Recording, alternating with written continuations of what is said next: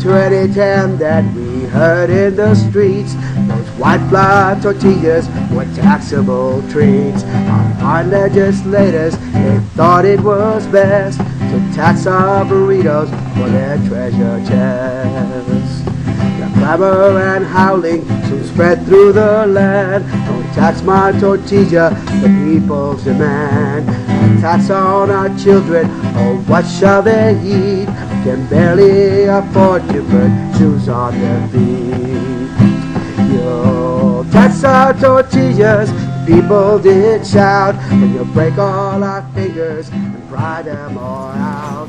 Covered in chili, your choice red or green.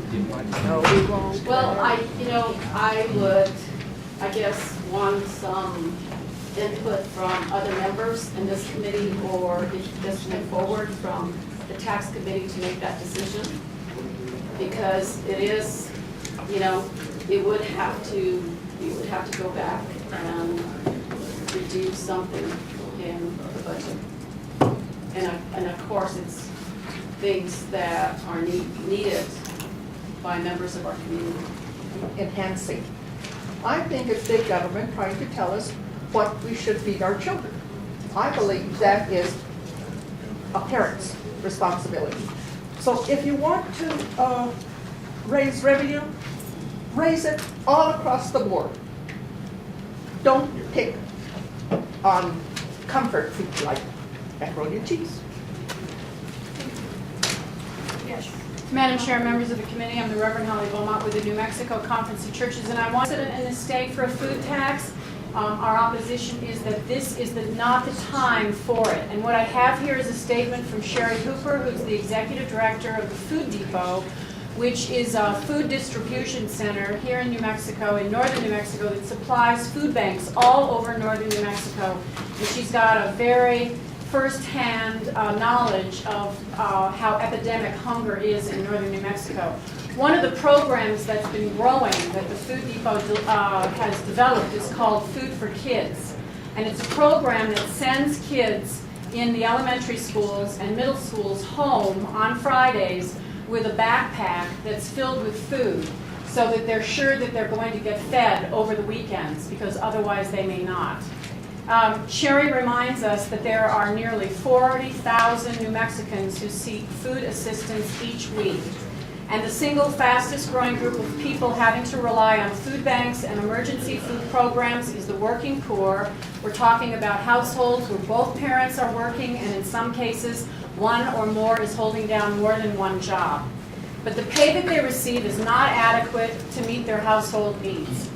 Expenses like rent, utilities, medical care, heating oil, they have to pay those. So if they have to cut back on their budget, the place that they turn to is often food. However, we believe that it disproportionately hurts rural and poor New Mexicans, and that for that reason we oppose this. Thank you. That the Senate has passed means that you're trying to balance the state's budget on the backs of the lowest income people, because these are taxes they pay this more proportionately more of their income for this. Madam Chair, members of the committee, my name is Alan Sanchez. I am the Executive Director of the New Mexico Conference of Catholic Bishops and the CEO of St. Joseph Community Health. We have Archbishop Sheehan, we have Bishop Ramirez, and Bishop Wall. They are not family members of Bueno Food. Bueno Food's not part of this. By the way, we bought the tortillas used for demonstration from their competitors, Albuquerque Tortilla. That's a myth. The bishops looked over this bill, and when it was appearing to be a junk bill, we thought it was going the right way.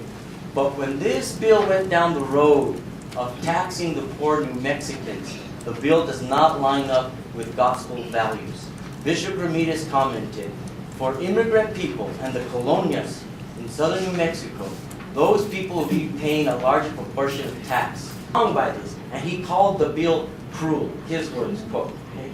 So the bill is punitive, the bill is targeted at the poor, and with the cuts, the sacrifices you had to making cuts, the working poor are already suffering by receiving cuts to programs, and now we want to put this on their backs? That is unethical. This bill has no education in it. And this bill takes food out of the basket. It doesn't put food in the basket, it takes food out of the basket. Madam Chair, members of the committee, my name is Miguel Gomez. I'm with St. Joseph Community Health Service. This is a food tax is the most regressive tax that could be implemented. There's only 2 states in the United States that have a food tax, Mississippi and Alabama. Do we really want to be linked with Mississippi and Alabama one more time? And it's ironic that the senator would pass around a 3-ring binder to tell you which foods aren't to be taxed. Because what Mr. Cole said is that you won't need to take 1 3-ring binder to the grocery store. You'll need to take 2 3-ring binders to know what's taxed and what's not taxed. Committee Dominic Silva with the New Mexico Retailers Association. We stand in opposition to this bill. This bill would tend to be very burdensome on monitoring. The WIC program constantly changes. There's products that are on and off that list, so we constantly have to monitor those things. It's also product specific. Let's take orange juice. There's probably 15 different orange juices on the shelf. Maybe only 5 or 6 of them may qualify under this. So I can see an instance where a grocer isn't paying a grocer receipts tax on something, although they think it's qualified under the WIC program.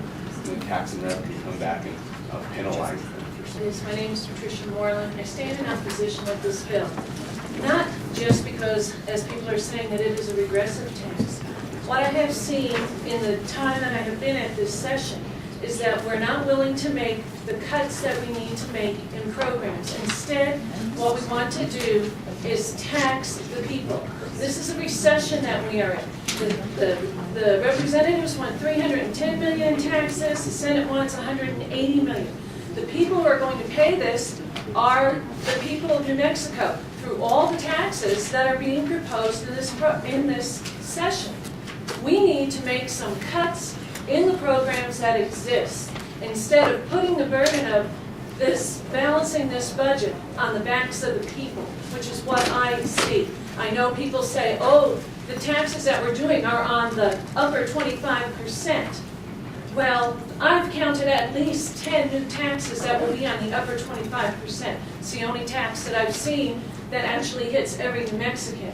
When will the taxing stop, and when will you address the problems that the budget is bloated and we need to take care of it? Thank you. And I'm also a lobbyist for the Grocers Association. I'm going to come at you strictly on the business side. Everything else has been said. When we have our products on the shelves in convenience stores, there's probably about 3,200 food items. We're going to have to go back in there and reprogram. Not only that, but what the problem is when you're taking EBT cards, you go and you pay for your tortillas, and you go through the lines. It's taxed. The person in back of me comes to the line and he has an EBT line, sorry, pays cash, he has pays cash. It's taxed. The one coming behind me uses an EBT card. It's not taxed. I don't know how to program the scanners to do that. I just don't know how to do it. Thank you. Anyone else? All right. We'll go to questions from committee members. Representative Albuquerque. Madam Chair, I move the table. The motion to table and a second, non-debatable. Is there objection to the table motion by show of hands? Oh, wheat is much better, the makers decry. It's for your own good, the tax is applied. They weren't expecting, people replied, that come next November, they better all hide. All over the nation, a tumult was heard, and a tax on tortillas was more than absurd. In pulpits and print, lawmakers inhaled, till one day New Mexicans finally prevailed. Yo, tax on tortillas, the people did shout. We'll break all our fingers and fry them all out. And covered in chili, your choice red or green. But no, we won't pay a tax so obscene. Hell no, we won't pay a tax so obscene.